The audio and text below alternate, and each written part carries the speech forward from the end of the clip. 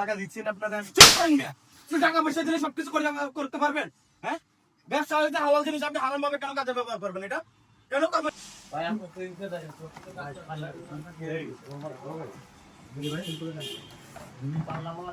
ভাই ঠিক আছে, ভাই ঠিক আছে, তাহলে কি সমস্যা? 800 গ্রাম হলে না দেখা যায় ভাই, এরকম কাজ কাম আমি করতে পারি না, আপনি অন্য জায়গায় চেষ্টা করেন। অন্য জায়গা থেকে করে নিয়ে ভাই, এটা তো আপনার ব্যবসার জিনিস, আপনার ব্যবসার জিনিস না এরকম। আপনি সমস্যা, টাকা দিচ্ছেন আপনাদের, টাকা পয়সা দিলে সবকিছু করতে পারবেন। হ্যাঁ, ব্যবসা হইতে হালাল জিনিস আপনি হারাম ভাবে কেন কাজে ব্যবহার করবেন? এটা কেন করবেন? এটা এই আপনাদের মতো কিছু কিছু মানুষ আছে আজকে দেশের অধপতন হইতেছে, আপনি জানেন? চুরি করতে করতে আপনারা দেশটা আজকে লুটে পুটে শেষ করে দিচ্ছেন। আপনাদের মতো মানুষের জন্য আজকে দেশের এই পরিস্থিতি। আপনি আজকে আপনি কয় টাকা 800 গ্রাম হলে আমার কি মানে আপনার চুরের বাইকে ধরে আমারও বানাইতে চাইতেছেন আপনি?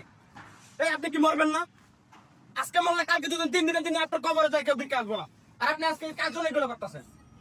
হ্যাঁ, তাহলে এরকম একটা জিনিস, হ্যাঁ, আপনি আজকে চুরি করে মানুষের ঠকাইতেছেন না? হাসরের ময়দানে এই প্রতিশোধ আপনার দিতে হইবে।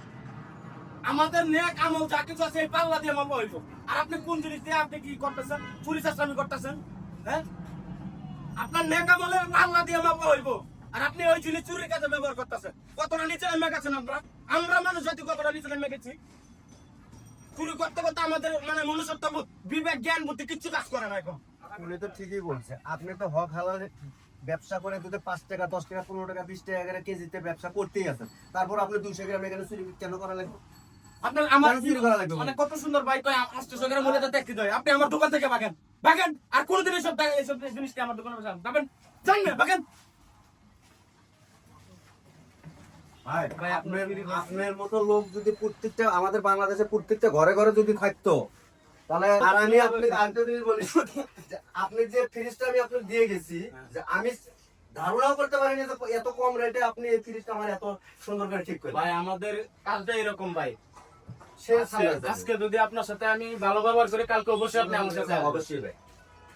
না ভাই, আপনার বলছি না যে ভাই আপনার ফ্রিজটা ঠিক করতে এত টাকা লাগবে, যত টাকা লাগে আমি আপনি শুধু আমার মজুরিটা দিবেন, আর কোনো কিছু লাগবে না। আরো দুইটা মিস্ত্রি বলছে যে ভাই ফ্রিজটা ঠিক হবে না, কিন্তু এত কম রেটের ভিতরে যে আপনি ফ্রিজটা ঠিক বলছেন, ভাই আপনি অনেক ধন্যবাদ। আমি ভ্যান নিয়ে অবশ্যই আবার আমার আসবেন, তুমি কোনো সমস্যা হলে অবশ্যই আমার জানাই।